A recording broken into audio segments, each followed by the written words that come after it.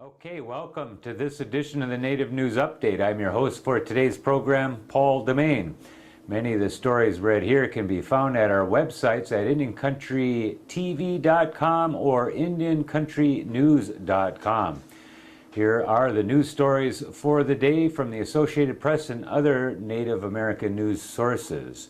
A 22-year-old Idaho man is charged with first-degree murder in the shooting death of a member of the Salish Kootenai College National Championship basketball team.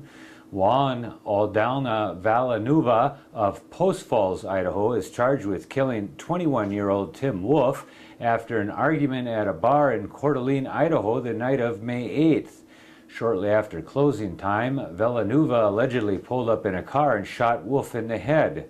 Villanueva was arrested about 9 hours later at a restaurant where he worked. He remains in custody at the Kootenai County Jail with no bail. Prosecutor Marty Rapp said Villanueva appeared to be making plans to return to his native Honduras when he was arrested. Wolf, whose birth name was Timothy I. Williams, played in a 4-on-4 league at SKC the night before and participated in a shoot-around with his teammates after the classes that day. He was shot. He was then getting ready to head home to Idaho for Mother's Day weekend. The Interior Department says it will spend $319 million in economic stimulus money in 241 projects in Arizona. Of the total announced this week, $180 million will go to the Bureau of Indian Affairs for construction of schools, libraries, and modest energy-efficient homes, as well as road and bridge maintenance. The Bureau of Reclamation will receive $94 million for projects, including fish barriers required under the Endangered Species Act and speeding up construction for water distribution on the Gila River Indian community.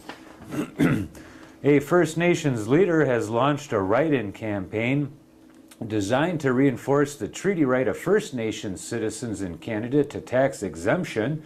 Speaking to a meeting of independent First Nations in Ontario this week, Anishinaabe Nation Grand Council Chief John Bocage outlined his plan to reinforce First Nation tax exemptions as Ontario makes plans to harmonize the province's 8% sales tax with a 5% federal goods and services tax. Speaking for 42 member communities of the Anishinaabe Nation in Ontario, Bocage announced a campaign to inundate the Premier of Ontario and the Prime Minister of Canada with letters and postcards calling for a continuation of the point of sales tax exemption for First Nation citizens for the proposed new harmonized sales tax.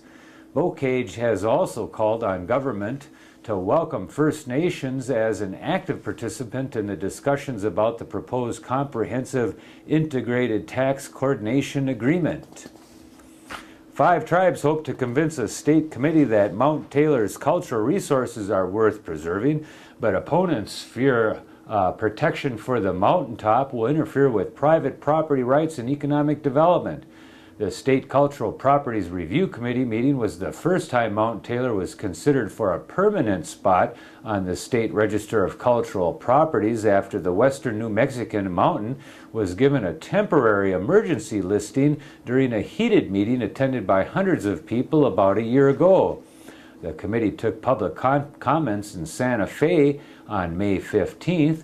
People also can comment in writing until May 20th. The review committee is scheduled to take a vote on the issue on June 5th. The proposed designation has pitted private property owners and people with business interest on the mountain. The region is known for its uranium deposits against tribal members and others who want to preserve the mountain as a sacred place and protect its natural and historical resources. During April, Mount Taylor was listed as one of the National Trust for Historic Preservation's 11 most endangered historic places in America for the year 2009. The Acoma, Laguna, and Zuni Pueblos, the Navajo Nation, and the Hopi of Arizona asked New Mexico to approve the listing for a mountain they consider to be sacred. A federal courthouse was the backdrop for a multimedia dramatic interpretation of the 1879 case of Chief Standing Bear and the Poncas this week. The event was held on May 12th in the Special Proceedings Courtroom at the downtown Omaha Courthouse. A display commemorating the civil rights landmark was also dedicated, along with a performance of the Ma Chu Naja, I Am a Person drama. The play was written by law clerk Mary Catherine Nagel. Standing Bear and other Ponca Indians had argued that their confinement by the Army violated the Due Process Clause of the 14th Amendment back in 1879. Judge Elmer Dundee agreed and declared that American Indians were persons under law. Before that, they were considered only government wards. A golf course in East Gadsden, Alabama, has been sold to the Cherokees of Alabama, who say they plan to develop the property with commercial, residential, entertainment, and other attractions in mind. The deal was closed shortly after the course's shareholders approved the sale of the River Trace Golf Course, 444-17 on May 12th. A statement from the tribe said it plans a development that will include a living Indian village, along with a dinner boat ride, fishing tournaments, a rodeo, animal ring, and an RV park, hotel, and restaurant.